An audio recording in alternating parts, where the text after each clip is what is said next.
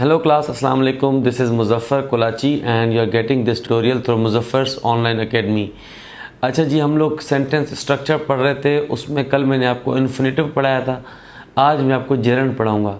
इन दोनों को एक साथ पढ़ाने का मकसद ये है क्योंकि इन दोनों में सिमिलरिटी आती है काफ़ी चीज़ों में, इसलिए मैं आपको दोनों साथ पढ़ा रहा हूँ।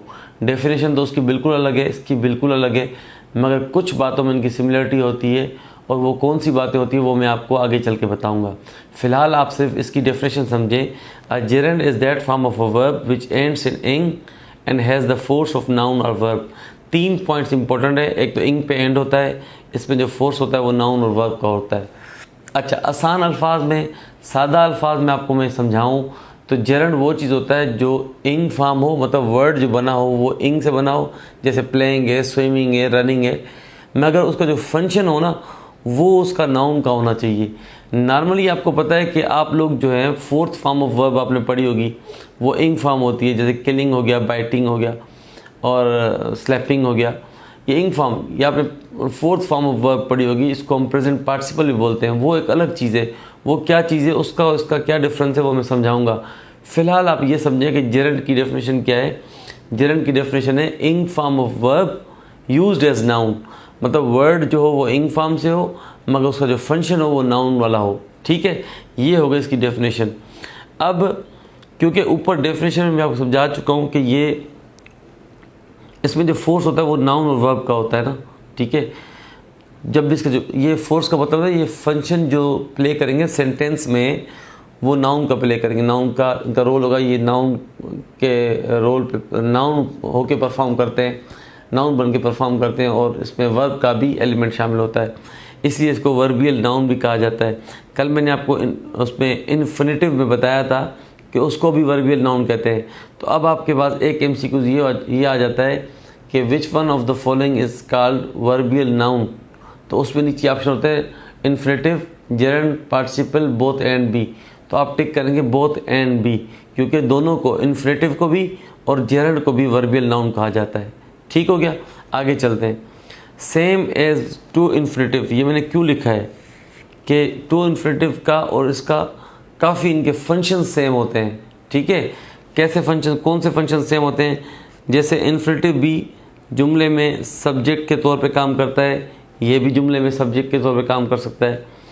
इन्फिनेटिव भी जुमले में ऑब्जेक्ट के तौर पे काम करता है और ये भी काम कर सकता है ऑब्जेक्ट के तौर पर।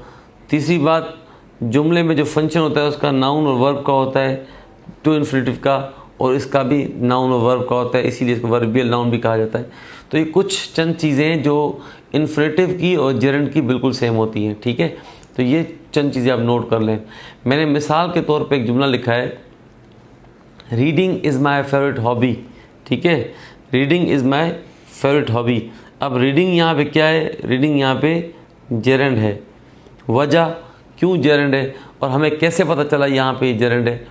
जेरेंड ये इसलिए है क्योंकि ये एक तो आप देख लें इंग फॉर्म ऑफ वर्ब से स्टार्ट हुआ है, इंग फॉर्म से। ठीक है, दूसरा इसका यहाँ पे फंक्शन एज अ नाउन है, एज अ सब्जेक्ट भी काम कर रहा है, एज अ नाउन काम कर रहा है। ठीक है, जुमले में, इसीलिए ये जेरेंड है। ठीक है, reading is my favourite hobby, यहाँ पे ये नाउन के तौर पे काम कर रहा है, इसमें जो फोर्स लगी हुई है नाउन की लगी हुई है। और वर्ब की फोर्स किस तरह है? क्योंकि ये बना वर्ब से, जो ये रीड क्या है, टू रीड क्या है? रीड बेसिकली वर्ब है ना, तो वर्ब से बना है ना रीडिंग, तो वर्ब से बना है इसलिए इसमें वर्ब की फोर्स है। फंक्शन क्या प्ले कर रहा है जुमले में? नाउन का फंक्शन प्ले कर रहा है। अब आपको फंक्शंस कैसे पता चलेंगे कि जुमले में कौन सी चीज़ किस तरह फंक्शन परफॉर्म कर रही है? उसके लिए आपको मेरा पार्ट्स ऑफ स्पीच का लेक्चर दोबारा सुनना पड़ेगा। उसमें मैंने एक एक पार्ट्स ऑफ स्पीच को इस तरह समझाया कि उसका जुमले में फंक्शन क्या होता है। जैसे मैंने समझाया कि एडजेक्टिव का फंक्शन क्या होता है कि वो नाउन की मीनिंग में इजाफा करता है। ठीक है, समझाया था ना? इस तरह एक एक का मैंने समझाया है। नाउन किसी चीज़ का नाम होता है। अब नाम वो हम लोग सोचते हैं, मैंने उस लेक्चर में भी समझाया था कि जब बोलते हैं नाम तो आपके जहन में आएगा कि बिलाल, फ़हद, सुमैया, अंबर, इस तरह के नाम आपके जहन में आएंगे। ठीक है, यहाँ आप अल्लामा इकबाल कर लेते हैं, कायद अज़म, मगर आपको ये पता होना चाहिए कि जिस भी बारे में आप सोच रहे हैं उसका कोई नाम है। भले आपका आइडिया है, कुछ भी है, उसका एक नाम है। आइडिया ख़ुद भी तो नाउन है ना। ठीक है, तो रीडिंग भी नेम है। पढ़ना, कोई पढ़ता है, उस पढ़ने को आप क्या बोलते हैं? रीडिंग बोलते हैं, ये इसका नाम है। ठीक है। एक तो रीडिंग फंक्शन एंड एक्शन है, वो वर्ब के तौर पे भी इस्तेमाल होता है, मगर वो जुमला डिफरेंट तरह का होता है। इस तरह के जुमले में ये रीडिंग जो है ये नाम है, नाउन के तौर पे इस्तेमाल हो रहा है। आगे चलते हैं, कुछ जुमले मैंने लिखवा दिए मज़ीद आपको समझाने के लिए। स्विमिंग इज़ अ स्पोर्ट, यहाँ पे क्या है, यहाँ पे सब्जेक्ट के तौर पे जिरंड इस्तेमाल हुआ ये वाला। बॉयज़ लाइक स्विमिंग, यहाँ पे ऑब्जेक्ट के तौर पे इस्तेमाल हुआ है। We are fond of swimming, यहाँ पे ऑब्जेक्ट ऑफ प्रीपोजिशन है, ठीक है। अब यहाँ पे प्रॉब्लम क्या आएगी आपको, मैं बताऊँ आपको मसला क्या आएगा। आपको मसला ये आएगा, आपको समझ नहीं आएगी कि यहाँ पे ये जरंड है या प्रेजेंट पार्टिसिपल है। प्रेजेंट पार्टिसिपल मतलब फोर्थ फॉर्म ऑफ वर्ब। आपको यहाँ पे प्रॉब्लम आएगी, वो मसला मैं आपका अभी हल किए देता हूँ, जस्ट होल्ड अ मिनट। वो मसला आपका इस तरह हल होगा कि आपको उनमें दोनों में मैं डिफरेंस समझाता हूँ कि प्रेजेंट पार्टिसिपल में और जेरंड में डिफरेंस क्या होगा दोनों में, ठीक है। ये देखें, जेरंड जो होता है उसमें नाउन और वर्ब की फोर्स होती है, ये मैं आपको पूरे लेक्चर में अभी समझा के आया हूँ, ठीक है। जो प्रेजेंट पार्टिसिपल होता है ना, उसमें एडजेक्टिव और वर्ब की फोर्स होती है, मतलब उसमें नाउन का जिक्र ही नहीं है। प्रेजेंट पार्टिसिपल में एडजेक्टिव और वर्ब का फोर्स होता है। वर्ब तो वो खुद ही होता है ना, अगर आप कोई भी इंक से वर्ड बनाएंगे, स्मोकिंग बोलेंगे, तो वो वर्ब तो खुद ही है, मगर उसमें जो फोर्स होगा वो एडजेक्टिव का भी शामिल होगा। कैसे, जुमले देख लें दो। He is fond of playing cricket, अब इसमें ये प्लेइंग जो वर्ड है ये जेरंड है। कैसे पता चला जेरंड है, कि यहाँ पे प्लेइंग वर्ब से बना हुआ है, वर्ब का फोर्स तो है ही है, दोनों में वर्ब का फोर्स होता है, नाउन के तौर पे यहाँ काम कर रहा है। यहाँ पे प्लेइंग क्रिकेट जो है, यहाँ पे प्लेइंग जो नाउन का फंक्शन प्ले कर रहा है, यहाँ पे एक नाम है। अब ये जुमला देखें, प्लेइंग क्रिकेट ही गेन हेल्थ। अच्छा, एक और चीज़ इसमें क्या करी, is fond of playing cricket, इसको जुमले को आप ज़हन में रखें। मैं आपको एक चीज़ समझाता हूँ। प्लेइंग क्रिकेट ही गेंड हेल्थ, ही गेंड हेल्थ, उसको सेहत मिली। कैसे, बाय प्लेइंग क्रिकेट। अब क्रिकेट जो है वो नाउन है, जो नाउन की मीनिंग में, ये क्रिकेट नाउन है ना, इसकी मीनिंग में जो इजाफा करेगा वो क्या होगा, वो एडजेक्टिव हो जाएगा, ठीक है। जो नाउन की मीनिंग में इजाफा करता है वो क्या होता है, वो एडजेक्टिव होता है, सही है। नाउन से पहले वैसे मोस्टली मेनली आपको एडजेक्टिव ही मिलते हैं। जो नाउन की मीनिंग में इजाफा करता है वो क्या होता है, एडजेक्टिव होता है, ठीक हो गया। अब यहाँ पे ये एडजेक्टिव है, इसमें वर्ब, एडजेक्टिव का फोर्स है और वर्ब तो ये इटसेल्फ वैसे ही वर्ब है, तो दोनों का फोर्स बन गया, इसलिए यहाँ पे ये प्रेजेंट पार्टिसिपल बन गया। इसमें ऐसी कोई बात नहीं है, ठीक है। इसमें आप देख सकते हैं कि सब्जेक्ट भी है, इसमें ऑलरेडी आपके पास वर्ब भी है, ये वर्ब भी आ गया, ठीक है, और यहाँ पे ये नाउन का रोल प्ले कर रहा है। इसको दोबारा एक दफ़ा स्टॉप करके देखेंगे तो आपको शायद ये बात समझ में आ जाए, अगर समझ में ना आए तो मैं दोबारा समझा दूँगा। Gerund is used after the following verbal phrases. अब ये जो फ्रेजेस मैंने नीचे लिखे हैं, ठीक है, फ्रेज का पता है ना आपको क्या होता है। फ्रेज होता है कपल ऑफ वर्ड्स या group of words having incomplete meaning. उनकी मीनिंग इनकम्प्लीट होती है, जब तक जुमले में उनको डालेंगे, फिट करेंगे, फिर उनकी मीनिंग पूरी होती है।